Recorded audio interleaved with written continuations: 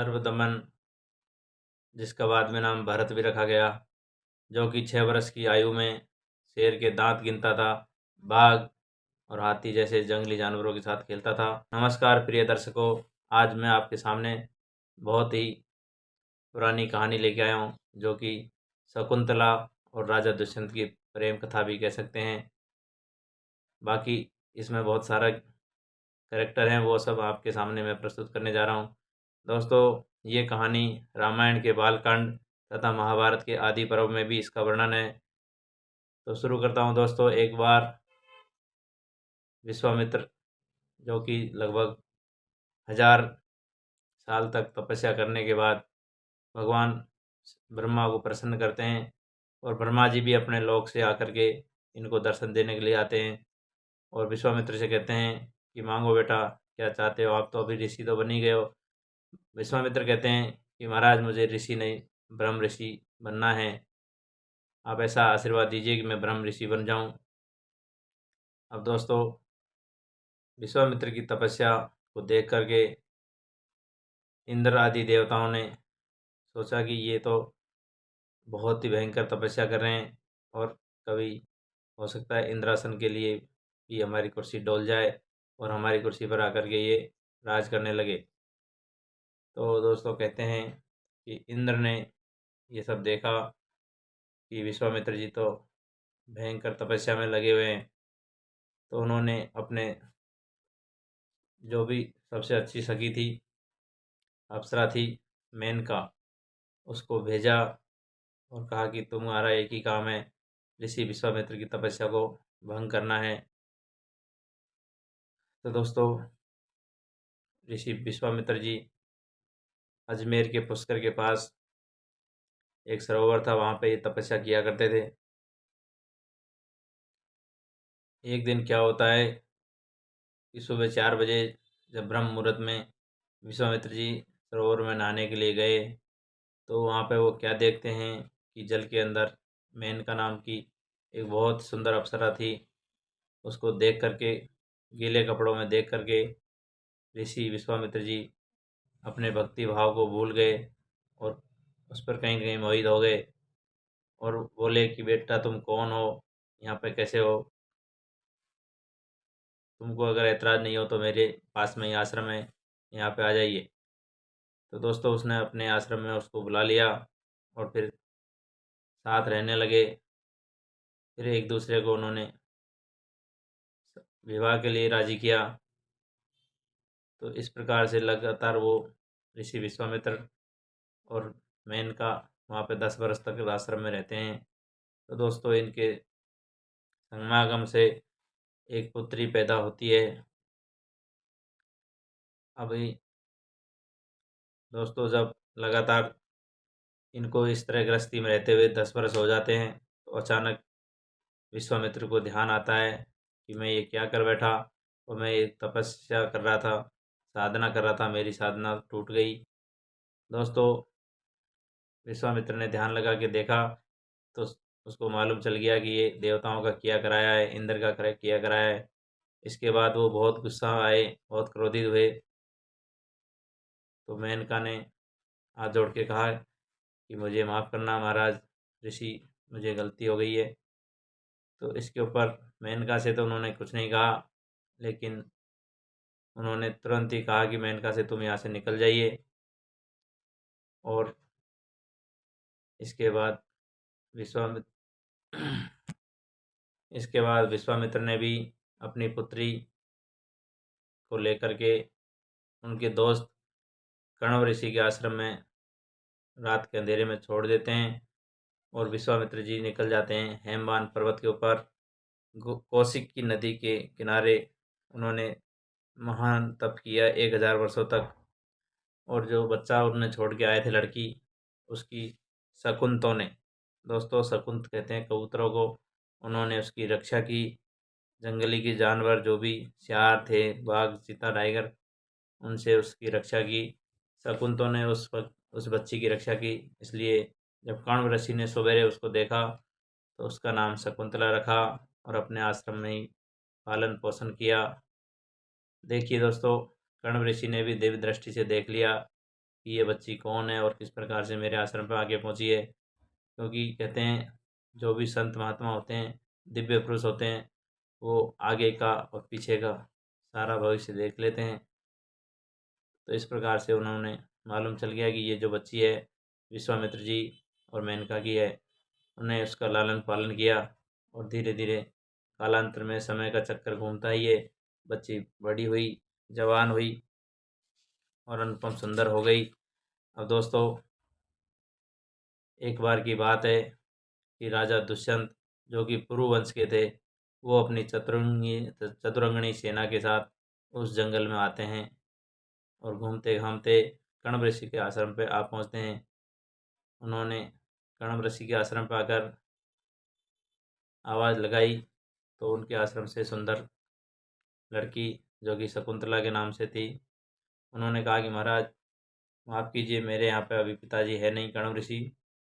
इस पर शकुंतला ने कहा कि महाराज, शरीर का जनक, प्राणों का रक्षक और अन्नदाता, ये तीनों पिता ही माने जाते हैं। ये सब बातें सुन करके दुष्यंत को मन ही मन उस लड़की पर मोहित हो जाते हैं और उन्होंने सोचा कि मैं इसको शादी का प्रस्ताव देता हूँ। अब दोस्तों, राजा दुष्यंत ने उनसे धर्म की, शास्त्र की बातें की और उन्होंने उसको गंधर्व विवाह का प्रस्ताव दिया कि आप गंधर्व विवाह कर लीजिए, ये शास्त्र विरुद्ध भी नहीं है। इसके बाद उन्होंने कहा कि मेरे पिताजी आए, तब तक आप इंतज़ार कर लीजिए। फिर राजा दुष्यंत ने कहा कि मुझे जाना है, इसलिए आप मेरा प्रस्ताव स्वीकार कीजिए। फिर इस पर एक शर्त शकुंतला ने रखी कि महाराज, जो हमारे समागम से बच्चा पैदा होगा वही आपके बाद राजा बनेगा और मेरे जीवन काल में ही आपको उसका युवराज बनाना पड़ेगा। ये शर्त राजा दुष्यंत ने मान लिया। दोस्तों, इसके बाद राजा वहाँ से चले जाते हैं और इन दोनों के समागम से शकुंतला गर्भवती हो जाती है। कुछ समय बाद कण्व ऋषि वहाँ पे आते हैं तो वो उधर लड़की को देखते हैं। लड़की लज्जा के कारण उनके पास नहीं जाना चाह रही थी, लेकिन दोस्तों, मैंने जैसा कि बताया, कण्व ऋषि ने अपनी दिव्य दृष्टि से देख लिया और उन्होंने अपनी बेटी, जो कि शकुंतला थी, उसको बोला, बेटी कोई बात नहीं, आपने शास्त्र विरुद्ध कोई काम नहीं किया है और धर्म के अनुसार गंधर्व विवाह किया है, तो कोई दिक्कत नहीं है, आप यहाँ रहो। लेकिन आप जानते ही हो, शादी के बाद लड़की को ज़्यादा दिन तक अपने घर में रखना नहीं पड़ता है और रहना भी नहीं होता है। अब दोस्तों, राजा दुष्यंत ने उसको एक अंगूठी भी दे कर गए थे कि इस अंगूठी को आप अपने पास रखिए, मेरी प्यारी अंगूठी है और जब भी मेरा याद आए तो अंगूठी का देख लिया करो। अब दोस्तों, उसके पेट में बच्चा पल रहा था, इस वजह से कण्व ऋषि वहाँ से अब दूर ही रहने लगे और अब समयांतर में उनको आश्रम से राजा के वहाँ पे भेजने के लिए अपने शिष्यों को बोलते हैं कि आप इसको ले जा करके। दोस्तों, एक दिन शकुंतला घर पर अपने पति को याद किए जा रही थी और अंदर ही अंदर वो दुख भी हो रही थी कि मेरा पति मुझे कब लेने आएगा, कब लेने आएगा। और कण्व ऋषि आश्रम पर थे नहीं। उसी दरमियान ऋषि दुर्वासा आते हैं अपने मित्र कण्व ऋषि से मिलने के लिए। उन्होंने कण्व ऋषि को आवाज़ लगाई तो कण्व ऋषि तो वहाँ पे थे नहीं और वो जो शकुंतला थी, उसने भी ध्यान मगन उसकी आवाज़ नहीं सुनी। इस पर ऋषि दुर्वासा क्रोधित हो जाते हैं। उसने कहा, श्राप देते हैं उसको कि तुम जिसका ध्यान कर रही हो वो तुमको भूल जाए, ये मैं तुमको श्राप देता हूँ। इस पर शकुंतला बहुत रोई, गिड़गिड़ाई, महाराज मुझे माफ़ करना, मैं अपने पति को याद कर रही थी, इस वजह से मैंने सुना नहीं। फिर महाराज ने कहा कि ये वचन तो वापस नहीं हो सकते, लेकिन आपको जो आपके पति ने दिया है वो अगर उसके सामने पहुंच जाए, मतलब अंगूठी, तो वो आपको पहचान लेंगे और आपको लेने के लिए आ जाएंगे। दोस्तों, इसके बाद ऋषि दुर्वासा चले जाते हैं और कण्व ऋषि ने आकर के अपनी पुत्री से कहा कि बेटी अब तुम अपने पति के घर जाओ। तो अपने शिष्यों के साथ उसको हस्तिनापुर भेजने की तैयारी कर लेते हैं।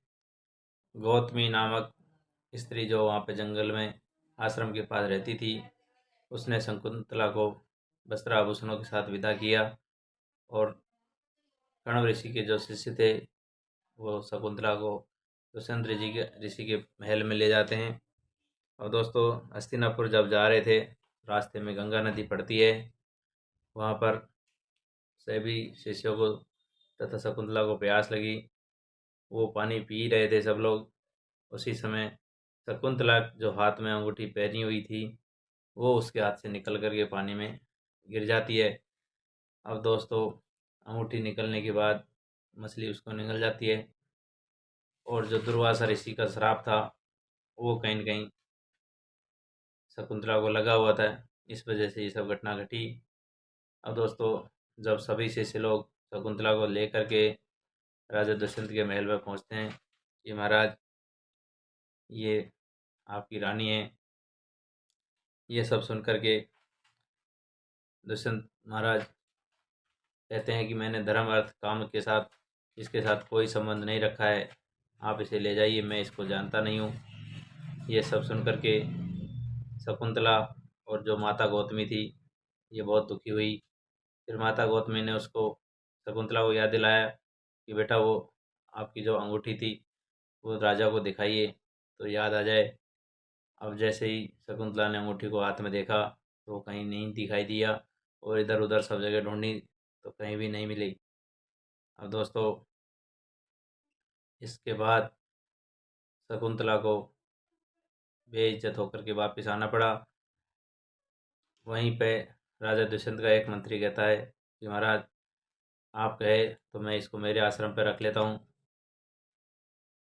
तो दोस्तों, गौतमी माता ने उस मंत्री के आश्रम पर ले जा कर के शकुंतला को रास्ते में ले ही जा रहे थे, जब तक आसमान से ऊपर उसकी माँ मेनका देख रही थी। अचानक से मेनका आती है, को लेकर के अंतर्ध्यान हो जाती है। दोस्तों, ये सब बात जो मंत्री था उसने देखा। इसके बाद मेनका ने उसको मारीच ऋषि के आश्रम पे जंगल में ले जाकर के छोड़ दिया और शकुंतला का बाकी का समय मारीच ऋषि के आश्रम पर निकला और उनका जो प्रसव था, गर्भ था, वो भी मारीच ऋषि के आश्रम में ही हुआ। अब दोस्तों, कुछ समय के बाद दुष्यंत राजा को इंद्र के द्वारा बुलावा आता है कि वहाँ पे देवताओं का और दानवों का युद्ध हो रहा है, तो आप हमारी मदद कीजिए देवताओं की तरफ से। तो दोस्तों, दुष्यंत अपनी सेना लेकर के जाता है और देवताओं की विजय करा के आता है। अब इंद्र ने उसको जब आपसे में लाया तो एक अनजान जगह पर जंगल में छोड़ दिया राजा दुष्यंत को। अब दुष्यंत इधर उधर जंगल से जब जा ही रहा था तो अचानक एक बच्चे की आवाज़ उसको वहाँ पे आती है। और दोस्तों, राजा की आवाज़ के साथ साथ शेरों की दहाड़ भी वहाँ से आवाज़ आ रही थी। यह सब सुन कर के राजा दुष्यंत से रहा नहीं गया और वो वहाँ पर पहुँच जाता है जहाँ पर छोटा बच्चा खेल रहा था। दोस्तों, जैसा कि मैंने आपको बताया कि राजा दुष्यंत और शकुंतला का जो गंधर्व विवाह हुआ था उसमें वो अंगूठी एक याददाश्त के लिए बनाई गई थी। वो मछली के पेट से निकलती है। एक मछुआरा मछलियाँ पकड़ पकड़ के लाता था। अब उसने जैसे ही पेट चीरा तो उसके पेट से अंगूठी निकलती है और उस अंगूठी का सब जगह हल्ला हो जाता है और मछुआरों ने राजा को खबर कर दिया। तो जब राजा दुष्यंत के पास वो अंगूठी जाती है तो दोस्तों उसको सब कुछ याद आ जाता है वापस से और राजा दुष्यंत मन ही मन बहुत ग्लानि फील करने लगा कि मेरी शकुंतला आज पता नहीं कहाँ होगी। दोस्तों, ये मैं अपने मन से नहीं बोल रहा, ये पुराणों की शास्त्रों की कथा है। आप सुनेंगे तो आपके रोंगटे खड़े हो जाएंगे और कहीं न कहीं साधु महात्माओं की जो प्राचीन लीलाएं थी, कथाएं थी, उस पर विश्वास जागेगा। और दोस्तों, राजा मन ही मन विलाप करने लगा कि भगवान मुझे बहुत बड़ी गलती हो गई, मुझे माफ़ करना और मुझे मेरी पत्नी शकुंतला कहीं भी हो मुझे मिलनी चाहिए। तो दोस्तों, ऊपर वाले की लीला, राजा उस जंगल में भटक रहा था तो वहाँ पे एक सुंदर बच्चे की आवाज़ सुनाई देती है। फिर वो उस बच्चे के पास जाता है। बच्चा भी लगभग 4-5 साल का हो चुका था, 6 साल का। दोस्तों, राजा देखता है कि जो पुत्र था उसका नाम मारीच ऋषि ने सर्वदमन रखा था, जो सबका दमन कर सके, और उसका कालांतर में नाम भरत भी हो गया था।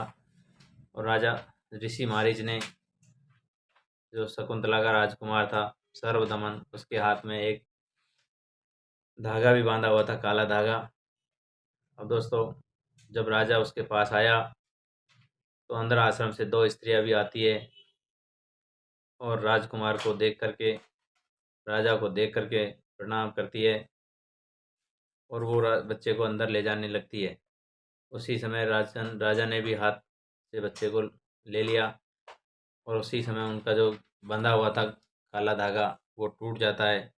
ये दोनों स्त्रियां उसको देख रही थी। जब धागा नीचे गिर गया टूट के तो उसको राजा दुष्यंत ने उठा लिया और दोनों स्त्रियां अचानक से भयभीत हो गई। हे महाराज, हे राजा जी, आपने ये क्या किया? ये काला धागा तो आपको इस तरह से छूना नहीं चाहिए था। उसने कहा कि क्यों नहीं? कि महाराज, ये ऋषि मारीची के द्वारा बांधा हुआ है। ये राजकुमार जो सर्वदमन है उसकी सर्व बाधाओं से, सर्व परेशानियों से रक्षा करता है और इसके माँ बाप के अलावा जो भी कोई इस धागे को छूता है, छुएगा, उसको ये धागा सर्प बन के डस लेगा। इसलिए आपको ये सब नहीं छूना चाहिए था। अब मित्रों, जब राजा ने ये बात सुनी तो सोचा कि ये मुझे डस क्यों नहीं रहा है, अभी तक तो डस लेना चाहिए। फिर उसको कहीं न कहीं अपना पूरा याद था ही, अंगूठी वाला याद किया कि मेरी शकुंतला गर्भवती हो गई हो, उसका ये बच्चा हो। तो तुरंत ही वो बच्चे को लेकर के अंदर पहुँचते हैं। अंदर देखा तो शकुंतला थी। अब दोस्तों, उन लोगों को पहचानने में देर नहीं लगी।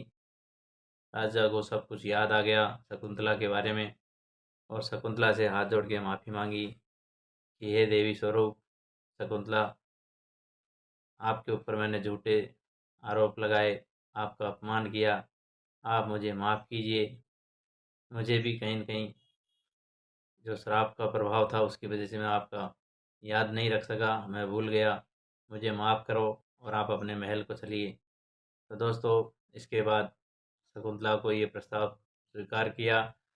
शकुंतला ने कहा कि मैं अपने ऋषि मारीची से आज्ञा लेकर के चलूँगी, तो आप भी चलिए मेरे साथ। दोस्तों, दोनों पति पत्नी और बच्चा जो सर्वदमन था, तीनों जाकर के ऋषि मारीची से प्रार्थना करते हैं और अपने महल जाने के लिए आज्ञा मांगते हैं। तो दोस्तों, ऋषि मारीची ने उनको अपने महल में जाने की इजाज़त दे देते हैं और बच्चे को तथा राजा को बोला कि किसी अच्छे कार्य के लिए अगर कठिन परिश्रम करना पड़े तो करिए।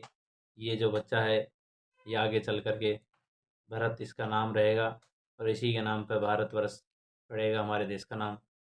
तो दोस्तों, ये शास्त्रों की कथा थी, पुराणों की कथा थी, मैंने आपको सुनाई।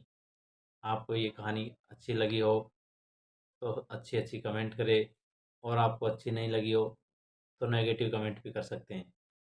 दोस्तों, मैं इसी तरह की ज्ञानवर्धक सच्ची पुरानी शास्त्रों की कहानियाँ लाता रहूँगा। तो आप हमारे वीडियो को शेयर कर सकते हैं, सब्सक्राइब कर सकते हैं। थैंक यू दोस्तों।